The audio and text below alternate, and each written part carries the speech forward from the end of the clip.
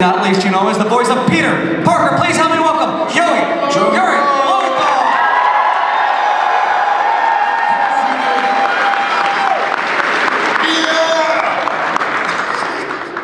Hey everybody, what's going on, y'all? Oh, I love it. We're sorry to keep you waiting. Let's get to it. Yes. First off, good morning. Good morning. Great morning. Welcome to Minnesota. Thank you. Is this any of you guys' first time here in Minnesota? No, I've been here before. Yes. Second time. But not since I was a kid. I used to come here for summer camp every summer. Weather is Minneapolis, Bemidji. It's different, yeah. Weather is quite different than summer camp, I imagine. Correct. Yeah. Well, I'm getting used to it. I actually had an iced coffee this morning. Oh, that's a big deal for you. Yeah. So I'm getting it. So it actually snowed here on Halloween. That was tragic. Did the snow get in the way of trick-or-treating? No. Did anybody here dress up as any sort of Spider-Man character for Halloween? Yes. Okay, good. Winter suit. You got the winter suit. Right. Yeah. So I'm gonna ask you guys about Halloween. What do you guys do for Halloween? Do you go out to parties? Do you stay at home? Take kids out trick-or-treating? What do you guys do? It's about the kids for me, man. I did all that partying in teenage years, going crazy, but He's an old man now. Yeah, I'm done. I'm retired. But no, I have like babies and nieces and nephews. I don't have any kids, but you know, they want to go out and go trick or treating. I'm down. I'm just there to collect the candy at the end. And we got the candy man, actually. And we got the candy man. You just right here. You just go out and scare kids. No, they have a designated day where the kids in the place can come by, and they always ask me, "You gonna put a little door knocker on?" I say no, but I wish them well. You should put like a mirror at your door. Yeah. No, it's And I have a 7-year-old, so yeah, he wants to decorate for Halloween, you know, in September. So we usually do that. And we celebrate the whole month. Do you guys have that store named Oz? It used to be out in West Hollywood. Oh yeah. I love that store. They had the best animatronic Halloween games. Yeah. I got a Scarface action figure from that store. A Scarface action figure? Swear on my life. Wow. And now they got Home Depot. They've got those, you know, 12-foot tall skeletons, right? Yeah. But they're super hard to get. Like Halloween's a thing now. Do you have an Oz out here? No. Oz? No. Yeah, I think that's a California thing. I think it's a California LA thing. thing, yeah, for sure. Do you guys have a favorite Halloween memory? What about a favorite Halloween costume that you guys, when you were younger? Casper the Friendly Ghost. What else? I went opposites. Hot stuff. My mom used to make all my costumes, and I loved superheroes growing up. And she made a Captain America costume for me, and she recently sent it to me. I'm like, oh my God, you've still got that? It's this janky, like, you know, I mean, it's beautiful, but I still made my son wear it and take a picture in it. So. Yes. but then he put on a Spider-Man costume, and so you know, I'm happy about that. Yeah, I was always a ninja. I don't know why. Because ninjas are awesome. Dude, I know, it was my go-to. My mom was like, again, a ninja, again? Come on, you gotta switch it up. But no, that was like my go-to. That or G.I. Joe items. Kung Fu Grip. What about you, Milo? What's going on? What's your favorite costume? Because you're a dapper. Yeah. I do have to say, I have dressed up as Peter B. The past couple years. My favorite iteration. It's a good one. Yeah. Do you guys have a favorites? Peter B is my favorites version of Spider-Man. Do you guys have a favorite version of Spider-Man? Human spider. The human spider. No one remembers the human spider? There you go. Stand up, my boy.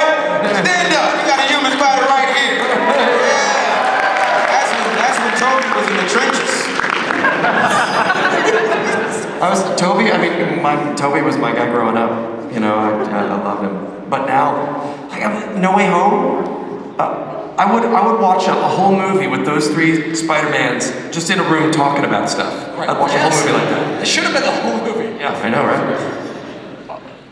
It's Candyman, bro. You can't ask him nothing. Right? You already know. So I want to go back, and I do want to talk about some I mean, we're here to talk about Spider-Man, so I do want to talk about that. I want to talk about the audition process. Was this something that your agent said, hey, you need to go out for this? Was this something that they reached out to you guys for in particular? How did the audition process go down? Okay, well, Yuri and I were on. No, that's right. We were on Amazing Spider-Man. Yeah, TV show. Yeah, TV show at first in 2017 on Disney XD, and that's when I first met Yuri. I was maybe like 17 or 18 years old, and playing Miles as a 13-year-old. So it was very, very challenging, and he was a super smart, brainiac kid. So I was like, all right, let me learn all these scientific words and all this stuff. And yeah, it was crazy. But that's when me and Yuri made that connection, and then that thing lasted for like two or three seasons. Then Disney had a transition, and PlayStation called us over, and said, hey, we kind of need you over here for this, Miles. And I was like, hey, yeah, for sure. It's great. They realized that they had lightning in a bottle. They're like, no, we're gonna just move that over here. Yeah, it was literally like just okay, all right, we're not doing this, let's go over here, and it was perfect. Shout out to Mama Chris. Yeah, Chris Zimmerman, who's our performance director, casting director, she helped guide us through all this. And then it was a process for me on the first game, because I had just done a game for Insomniac called Sunset Overdrive, and so a lot of it makes me so happy. I thought that was going to be the biggest game in the world, and then whatever. So you never know, right? But some people I had some champions over at Insomniac. They're like, we should bring in Yuri to read for Peter Parker. And they said, no, he was the guy from Sunset Overdrive, right? They're like, yeah. They're like, that's not our Peter Parker. And we're like, oh. They were like, he's an actor. He might be able. We think he can do it. But so what happened is somebody was cast, and it didn't work out. So they went back to the drawing board, and they brought in a bunch of people. A lot of the usual suspects, a lot of people that I know and love, and super talented guys. And they convinced him to bring me in, and it was just an audition process, and it whittled down. And I'm just happy that it whittled down to me. And Tony, you can tell your story, or I can tell what it looked like from our end. Let me tell the first story. Okay. So Yuri and I have a history. We did a show for Netflix called Dragon's Blood, where we sort of melded our voices together, and that was my connection. Unfortunately, I got a call. I got a direct call, and that could be to you from Brian the Tatar, but I'll let you carry the ball. Yeah. And I was thrilled because I love comics. I grew up as a single kid, an only kid, and that was my escape. So to be able to go from Zoom, the dark side, to now this is an incredible journey. But go ahead, take it away. So one day we were doing performance capture for the game, and so we show up on I'm wearing the ridiculous outfit, and Brian Intihar, the creative director on the game, says, "Sure, come here, I want to play something for you." But it was clearly secret, because he pulled me off to a corner so nobody else would hear. And he goes, listen to this. And he plays, Tony had laid down some stuff, some test stuff for Venom. And he played it on his phone. And it was like, oh my God, is that? He goes, I think we got Tony Todd as Venom. And we both did this little dance, and we were like, Brian is this serious guy. So to get Brian to smile into our scene, bro. Hardly cracks a smile. Yeah, that right there. Yeah, exactly. It was the best. As soon as I heard it, I was like, yeah. I couldn't believe, and that we were basically having the same relationship as we did in Dota Dragon's Blood. Crazy. In the video game industry, every job leads to the next, and it's one of the toughest fields to crack. I mean, films and TV you audition for. Video games, you got to be plugged into. So I'm proud. I couldn't be happier to be playing a character like Venom and sharing the screen time and adventure time with these two gentlemen. I get to work with two of the you guys. Thank you. Two of the best right here. I'm still growing. I'm going through the motions. It's all right. We're grounded. Yeah, I just hit college. Miles just hit college, so it's. Now, Tony, I want to follow up with that. You've done sci-fi, you've done horror. Around this time, you go into a lot of horror conventions and things like that. And particularly with the strike going on. Right. Shout out to all the actors who are struggling out there, walking the line. This bullshit has been going on for 6 months. come January, if they haven't set a deal, everybody's going to lose content. There's no content being developed. So we need to come to our senses and do what we love to do the most, which is create. Can we just all get along? Set me free! But I don't see that. I've known Najee for a little while now, and he knows I'm a big Spider-Man fan. We've bonded in green room over Spider-Man, and so I was super excited to be able to host this panel, and I told everybody that I knew, and they were like, "Wait, Tony Todd is Venom?" So again, with your background, do you get a lot of do you get people coming up to you being like, "I didn't know you were Venom"? Sorry. When the hype of the game started building, I mean, it was public knowledge that I was in the game. So yeah, I can't go into GameStop and certain places I can't do. It's hard shopping for toilet papers and certain stuff like that. Are you Venom? No.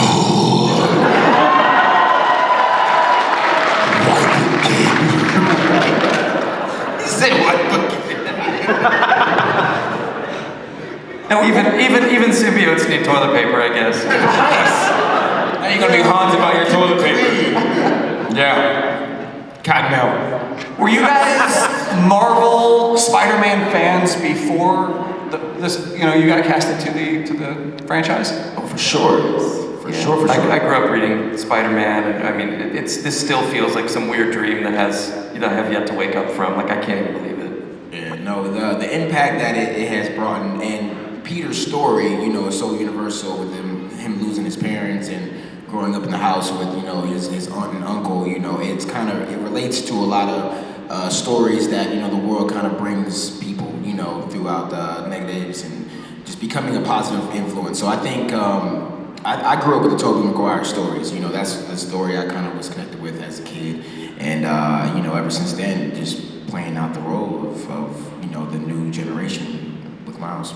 Yeah, the whole story arc is filled with teenage angst. And speaking as an only kid that was raised by my aunt, and my solace, my escape were comic books, making the Universal models, and playing slot racing by myself, and Monopoly by myself on Sunday nights. So my escape was Steve Ditko, Jack Kirby, some of the DC comics like Green Lantern. I mean, you know, my collection that I lost was incredible, but it's okay. Now I got memories and we're living the dream. We're inside of the frame now. We're in the main frame. Yes. It's fantastic.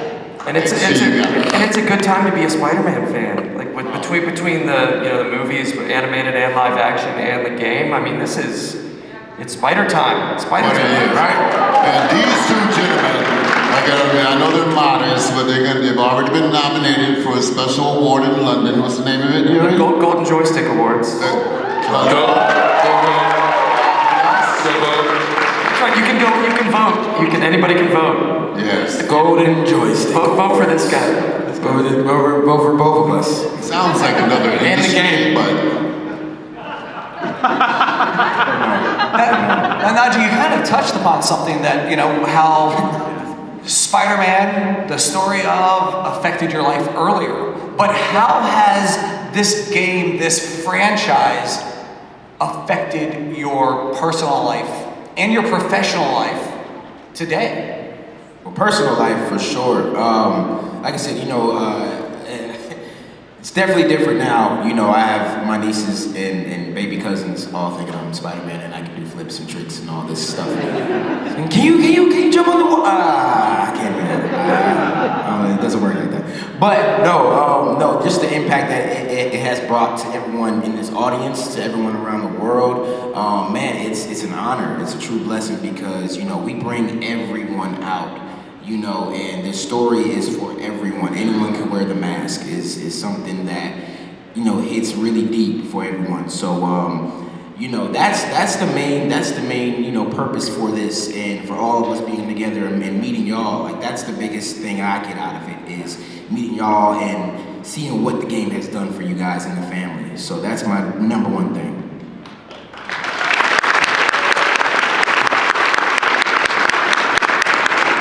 Did you guys expect a sequel after the first game?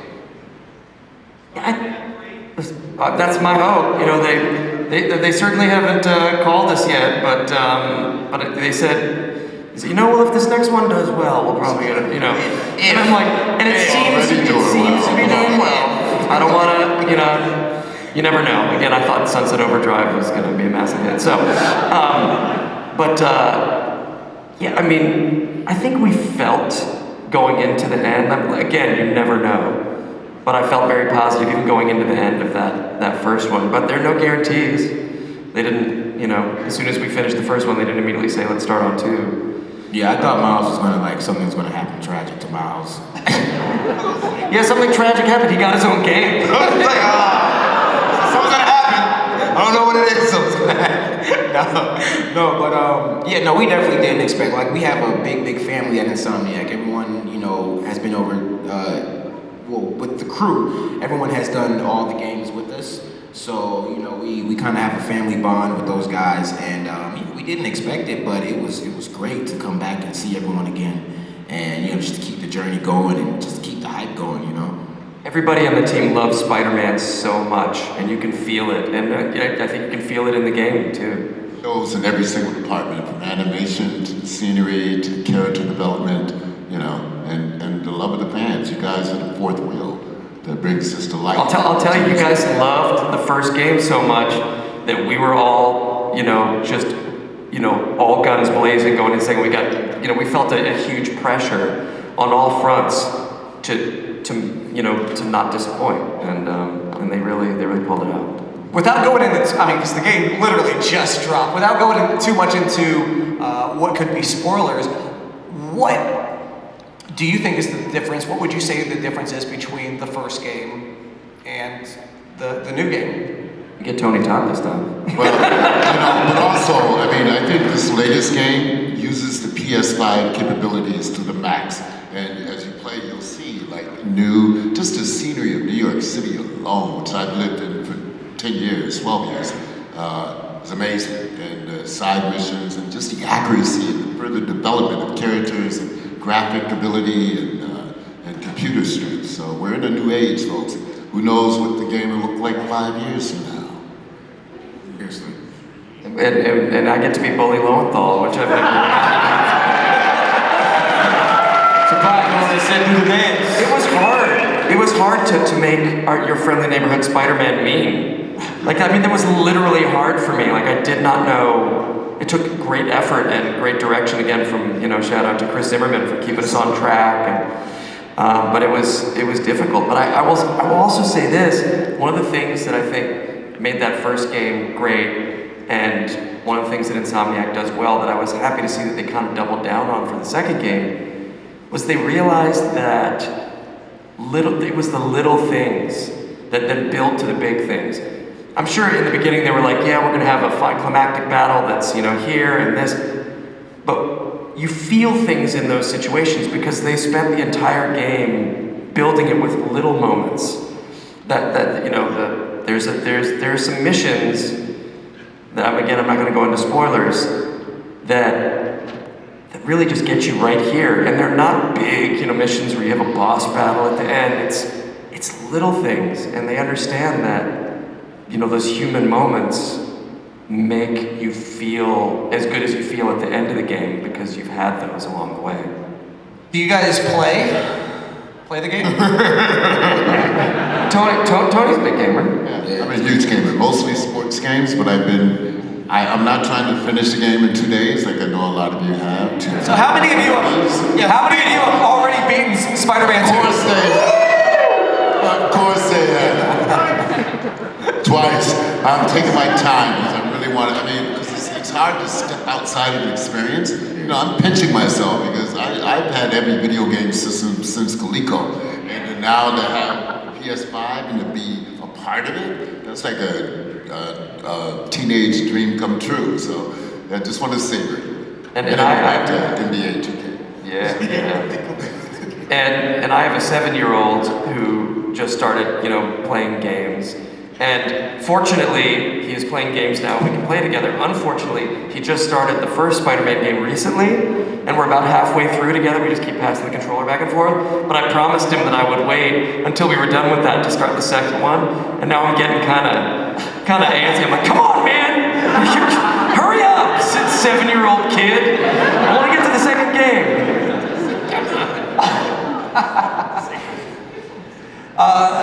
we have time for a couple more questions, so I want to ask you now, Tony and Yuri, you guys have been a part of a lot of franchises, whether it's Star Trek, DC, Marvel, Ninja Turtles. Is there Star Wars? Is there a franchise? Is there a dream job project that you three would love to get on? Well, game-wise, you know, I was a Marvel fan, but I was a DC baby, and I would love one day for them. My favorite character, Batman, of course, but my favorite character was Green Lantern because his power was the power of imagination, and that would be a great video game project. And so that would be my dream job within this market, Hey, you hear that, Ryan Reynolds? Everybody tweet the Ryan Reynolds and tell Tony Green Lantern. Man, I'm so nerdy about so many things that on one hand, I'll never get to all the properties that I love, but I'm already so grateful for the properties that I have gotten to work on. But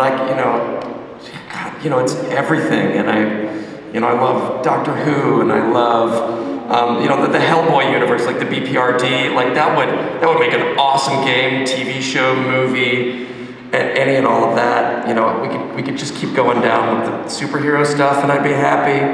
I just love things. I just love things so much. I'll never not love this, and getting a job is great, but when it's a job that was, I get to work on, like a DC animated film or play a character that I grew up with in some way or another, that gets a special red check on my mental list. Like, yeah, I did that. But that list will never end.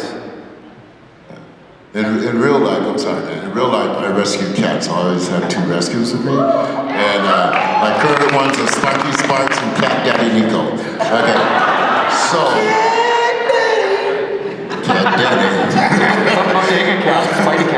But I was always a fan of Top Cat. And when I played the game Stray, which I love, it's a beautiful game, but I would like to develop a talking cat game, I'm Spiky Spikes, and I'm gonna take care of something great. Something like that. Great voice. Have adventures. It's a great voice. And have Yuri and Naji trying to control me. Same way Venom tries to control him. Okay. And nobody would see that coming from you, too. I love that. I'm putting it out there. Do it. Just like total script with the flip of the script. So when Insomniac comes out with the new cat game, you'll know where it starts. Top Cat. It's called Sparky. I would love, I've wanted, speaking of Ryan Reynolds, and franchises and like things that I would want to do, I keep pushing for Deadpool to be in the next Spidey game. Because if you read the comics, Deadpool and Spidey have this amazing relationship that I would love to do. It'd probably be with Nolan North, because Nolan is like the video game Deadpool. Love Nolan. Naji, do you have a dream project? Miles. We are doing it. We are here. No, but I was a fan of like Blade growing up. The Punisher.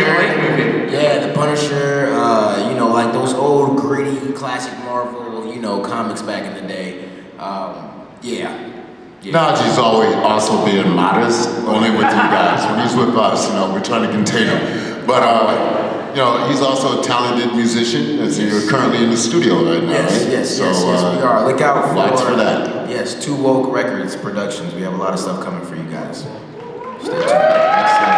All right, so last question before we get out of here, and it's my favorite question to ask, and that is whether it's been in a studio, on set, here at a convention, in the green room, at a table next to you, have you had, I know you said you're a big nerd, so have you had that big fanboy moment where you saw somebody else, another celebrity, another guest, where you absolutely fanboyed out about? And so we have signed so many sleeves to the PS5, and I love when somebody else comes up with yet another sleeve, and I worry about, did you break your computer when you did this. But no, just enjoy that. The different items. There's so much merchandise within the Spider-Man universe. We signed the Miles Morales sneakers, baby bottles. It's been lovely. So thank you for your imagination and keeping us surprised and on our toes. Thank y'all, seriously. Like, we couldn't do this without y'all. To be honest, like we couldn't be here. We wouldn't be here. We wouldn't be here. If y'all didn't love it as much as we do, we wouldn't be here. Yeah, we really wouldn't. But yeah, when I come to shows like this, I usually have to stay, I usually have to keep my cool back in the green room because there's always somebody. And every now and then I'll pick like one person at a show that I'm like, I gotta find a way to go over and talk to that person. And they're always like cool about it, but I don't know why I feel so nervous, but I always feel nervous. Mike Tyson. Oh, yes. Did you meet Mike Tyson? Mike Tyson. Yep. Wearing Mike. What was he wearing, or what were you wearing? What were you wearing? I was wearing a Mike Tyson shirt. No! Wearing a Mike Tyson shirt? I have never seen Najee smile so big. Well, what? It was That's how happy I was. It's magnetized. There you go. Keep your webs under control, man. Man, Mike. But the last, it was a couple of shows back.